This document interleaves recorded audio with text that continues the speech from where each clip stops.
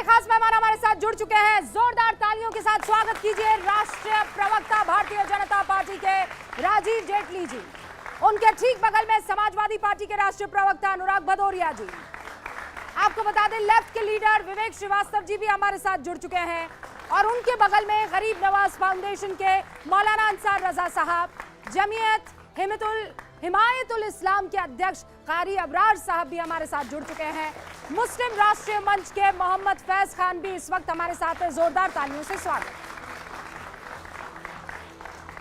शुरुआत में कर रही हूं अनुराग भदौरिया आपसे, वंदे मातरम गाने के पक्ष में सारे के सारे स्टैंजा या फिर सियासत कबूल है कबूल है कबूल है? भारतीय जनता पार्टी को वंदे मातरम के नाम पे कम से कम सियासत नहीं करनी चाहिए। भारतीय जनता पार्टी जानती है कि देश में बहुत सारे मुद्दे हैं जिसमें भारतीय जनता पार्टी घिरी हुई है बुरी तरह। हमारा आपका ध्यान भटकाने के लिए इस तरह के जो मुद्दे भारतीय जनता पार्टी लेके आई है। वंदे मातरम गीत जब ये बना था, उसकी 2 लाइनें जो पहले हम सब गाते थे, इस देश की आज़ादी में लोग वंदे मातरम गीत गाते गाते शहीद हो गए, कभी किसी ने इसका विरोध नहीं किया। वंदे मातरम जब बना था, उस कमेटी को बनाने वालों में से, इसको पास करने वाले में से रविन्द्रनाथ टैगोर जी थे, सुभाष चंद्र बोस थे, उस समय हमारे आचार्य नरेंद्र देव जी थे, महात्मा गांधी थे, अबुल कलाम साहब थे। इन लोगों ने मिलकर इस स्टेंजा को पास किया था कि ये गीत गाया जाएगा। क्या ये सरकार उन जो हमारे महानायक थे उन्होंने जो बनाया था उनका विरोध करना चाहती है, या उन्होंने जिस तरह से उसको पास किया था कि नहीं ये स्टेंजा गाया जाएगा वंदे मातरम का, जो उन्होंने उस समय जो कहा था वो गलत था, या ये संविधान बदल देना चाहते? इसके माने तो कल संविधान बदल देंगे। महापुरुषों ने तो संविधान भी हमारा बनाया है, कल कहेंगे ये भी गलत है। तो भारतीय जनता पार्टी जो अपनी राजनीति चमकाना चाहती है, अपनी बात करना चाहती है, ये देश के लिए ठीक नहीं है। अब मेरा सवाल, आपने कहा महात्मा गांधी, मौलाना आजाद, आपने तमाम बड़े नाम गिनाए, उनको किसी तरह की कोई दिक्कत नहीं। रविन्द्रनाथ टैगोर अब मैं आपको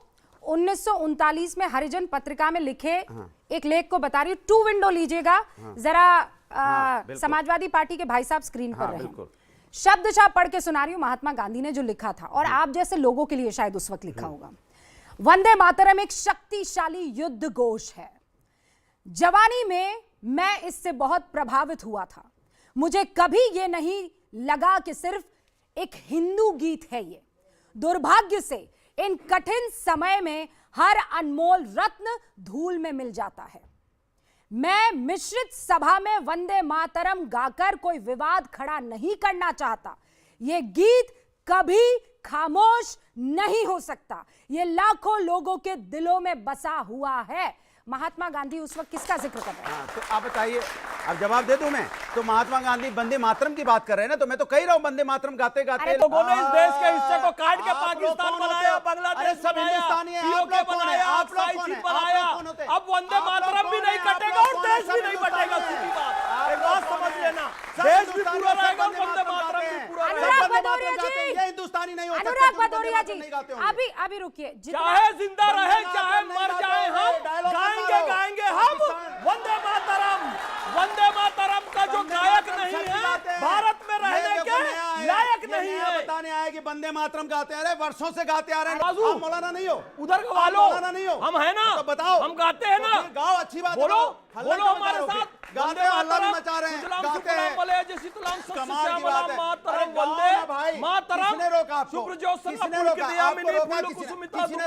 इनको किसी ने रोका क्या गाते हुए? फिर कहानी क्या बता रहे हो आप? मातरम, वंदे मातरम, झगड़ा लड़ाना है, गाइए। झगड़ा नहीं गाओगे, हमें पता है। अनुराग जी आप रुक जाइए, आप कुछ नहीं बोलिएगा। ये इतनी ताकत वंदे मातरम के 6 स्टैंजा रटने में लगा देते ना, तो अभी आपकी जिंदगी सफल हो गई।